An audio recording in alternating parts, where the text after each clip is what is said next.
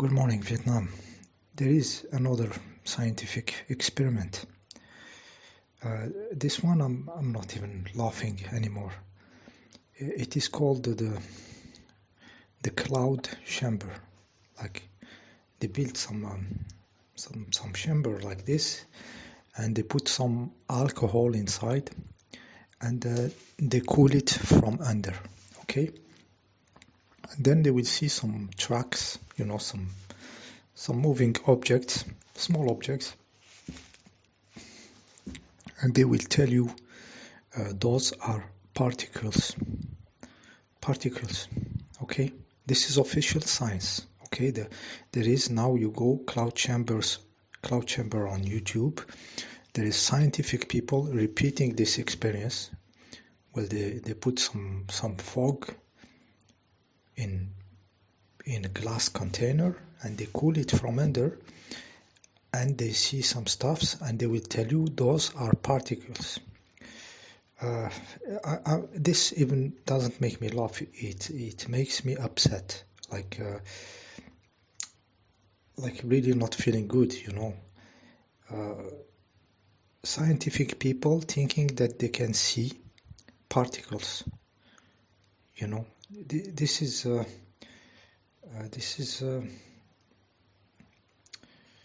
moron level, the dumbass level. I don't know. A particle is not in the scale of the human eye, like nothing, like orders and orders of magnitude away from a human eye. Okay, so in their head they will see those lines, and they will tell you those are particles moving, coming from space.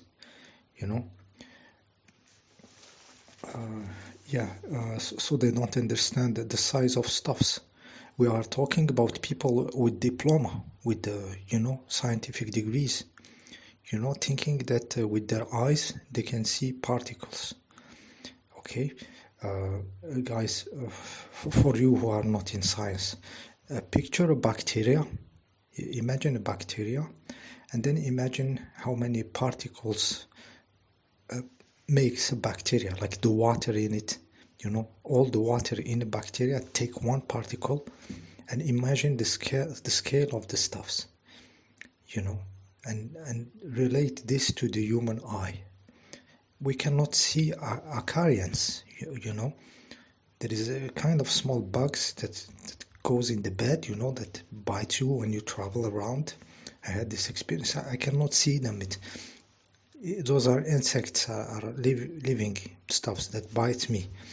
I couldn't see them. I didn't understand what's happening, because I never had the experience. And then somebody, you have these bugs in your bed, this, the stuffs of the bed,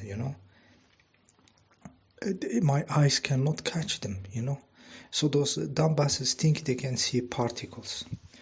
Okay, in some stupid experiment that has been invented I think in the 1920 or something, and the guy get a Nobel Prize for this, guys. I think he get a Nobel Prize for this quackery. It's like he invented an experiment, to bullshit the people, possibly given to him by some demons or something, or clown demons. Yeah, by some clowns to laugh on these dumbass humans. This. So till now I am in my hand. There is a phone which does everything. Practically everything. It could be the only electronic object in my house, and I will have access to everything, do everything. The chip in this stuff is in 7 nanometers or something. Okay. Incredible technological object, and at the same time I have to go to YouTube and watch grown-up people with degrees thinking that they are seeing particles flying around with their own eye, naked eye, human eye. It is pain, guys. I'm not feeling good about this one. Okay, so the experiment in itself, there is alcohol inside. It's not there is no measure of having a clean air inside, no dust or something,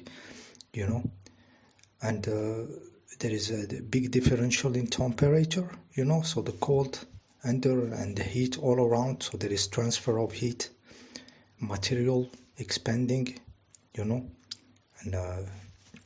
and shrinking, so there is bits of matter that can fly around, you know, everything can happen with this alcohol, everything and anything.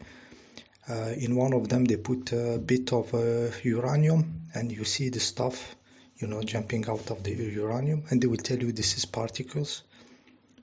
Like if this bit of stone is not stable and there is the dust jumping out of it because of the temperature differential and the expansion and contraction of the materials, there is stuffs, and the instability of the uranium, there is bits, dust jumping. It's not a particle. Your eye will never catch a particle. It cannot have a visual effect. A particle, it is too small, you know. So this experiment is still around. I am suffering making this video. Okay, I let it for the ether to deal with it. I didn't even check if there is anybody talking about it, a sane person talking about this cloud chamber. Okay, chapter closed. I put you the videos, you know, where they put uranium, and then they put a piece of banana in one of them, and it does shoot stuffs. The guy put a wire where he put a voltage, you know, so the wire is hot. So the material is hot in the cold. There is bits of this metal jumping. It's not particle. Fucking dumbass, it's not particle. I'm suffering and I'm tired. Okay, chapter closed. It's not a cloud chamber, it's clouded brains, more unclouded fatty brains. Okay, I jump to the next subject. I go back to the double slit experience of the video before this one. In the double slit experiment, like when they say we're going to observe, and they put you an eye with the human being, it's not an eye that is observing, dumbasses. They put an equipment on this slit. They will put a coil, you know, a coil which will interfere, like you put some matter, you know, like if I put a piece of metal close to a field, the field will change, you know. If I put a magnet, you know, when you put something in the system, you are interfering with the system. Okay, that's one. It's not the eye, it's a coil. So you are modifying the system, adding something, adding a distortion, adding fields, you know. Plus you are taking in energy if you are measuring, of course. Okay, so and then it's impossible to measure one electron. It's an impossibility. Okay, in their system, it's yeah. So, but my point was there is a similarity between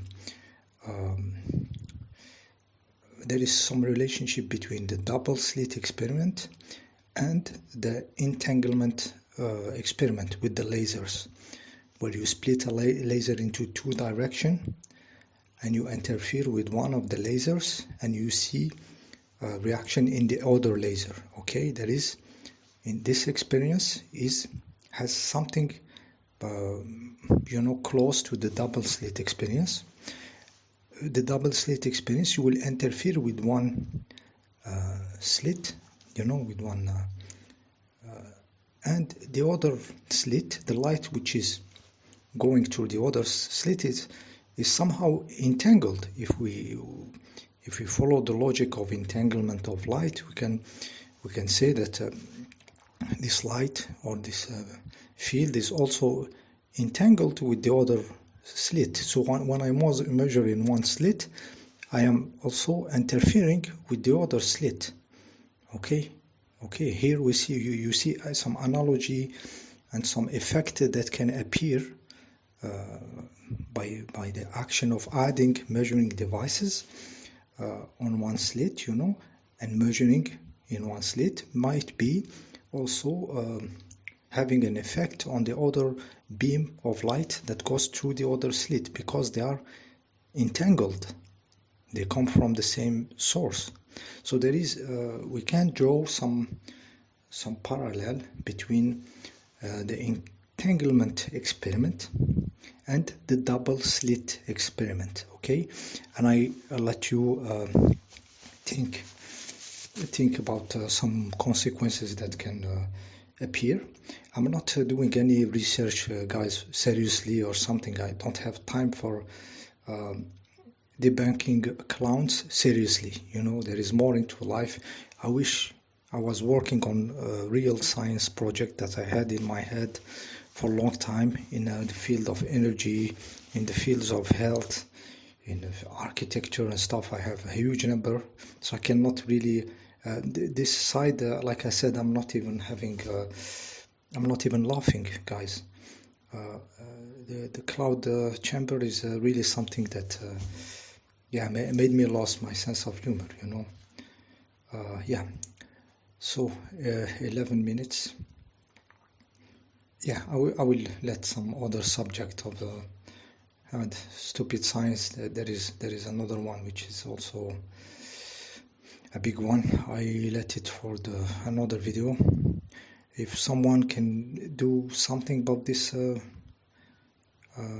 know, cloud chamber, any YouTuber that can maybe go deeper into these stuffs, yeah, that would be good, you know, to not be the only yeah, I don't know, maybe it's me the stupid, maybe I'm just dumb, you know, I don't understand or something, you know, maybe it's me. Maybe we can't see the effect of the particles with our human eye, you know, in something that is full of dust of, you know, of acarian inside this chamber, all the bacteria, all the, you know, the small insect that we cannot see it, full of them in cold and hot and temperature and distortion, you know, and the material losing bit of it. But for them, it's particles. Maybe I am just dumb, you know. Maybe it's me the problem, okay? See you in the next video.